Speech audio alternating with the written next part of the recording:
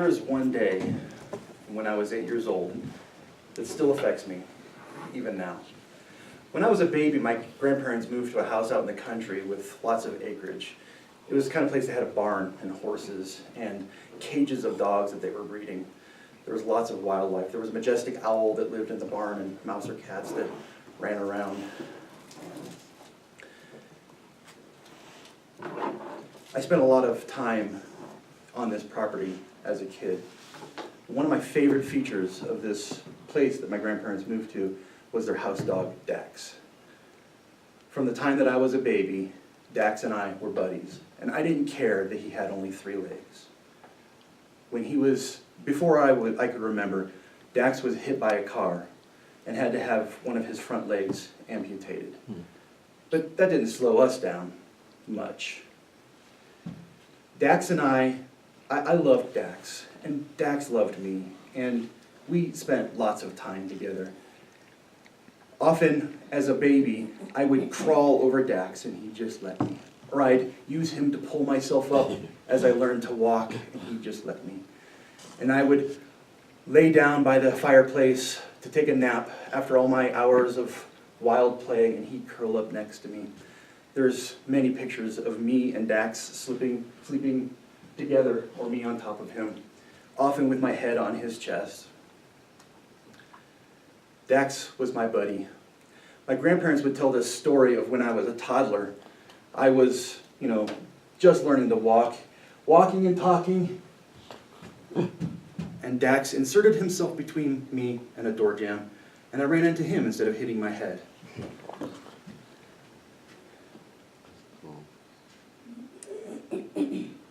While I was still young, my grandparents bought me a life-size stuffed dog that I would keep in my bedroom.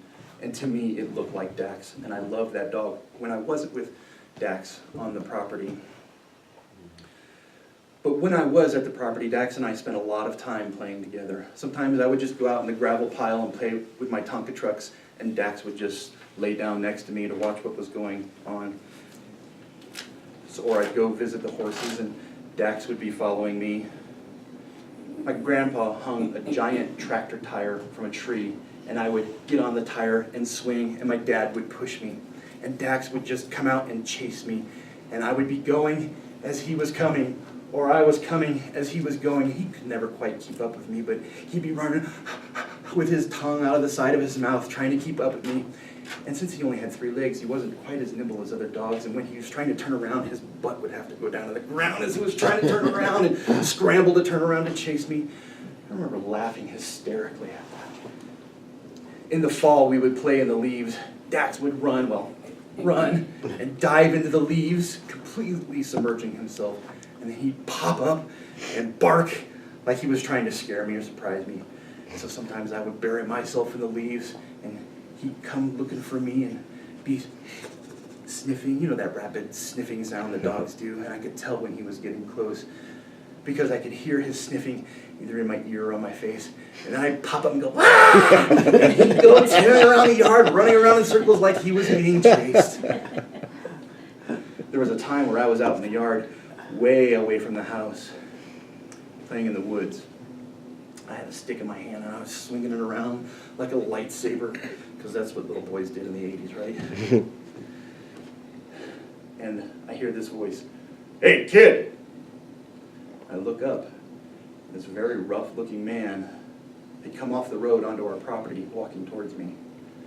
Quick as lightning, especially for a 3-legged dog, Dax inserted himself between me and that man and started barking furiously. The man stopped, turned around, and returned to the road. One of Dax's favorite things, though, was chasing the mouse or cats. There was one cat I was certain loved to be chased. We would be down by the barn, and this cat would be up in the rafters and just hop down, get next to us, with this fur up on his back, hissing at us. And Dax, being 3-legged, took a minute to get up and kind of bounce himself up into a standing position as the cat's running out the front door.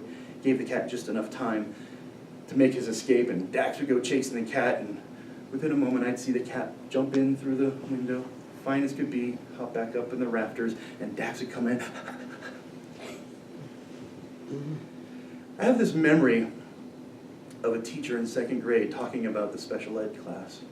And she said, you know, people who are disabled can't do things, they're special. And I remember thinking, that's not true. Dax has only 3 legs, and he has one of the best lives I know. He's one of the best dogs I know.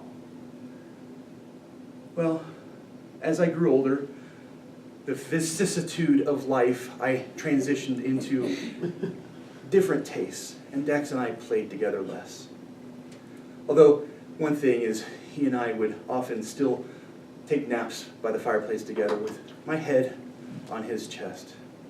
And I remember one weekend, my head on his chest, the breathing sounded like someone was dragging a stick across a fence. And I overheard my parents and grandparents talking about Dax not eating. The following weekend, we went to visit, and I went looking for Dax, and he wasn't there. All my parents and grandparents would say is, Dax is gone. It's like they were afraid to say, he's dead. It's like they didn't have the courage or the strength to tell me the truth. I was 8 years old, I didn't really understand what death was. I remember being angry with my grandparents for sending Dax away when they knew I was coming. It took me a long time to realize I would never see Dax again. Shortly after I learned that Dax was gone forever, I went home and cut the leg off of that stuffed dog. The stuffing was coming out. And my mom was furious at me, and she yelled at me, and she threw that stuffed dog at me. I will never forget that day. I miss you, Dax.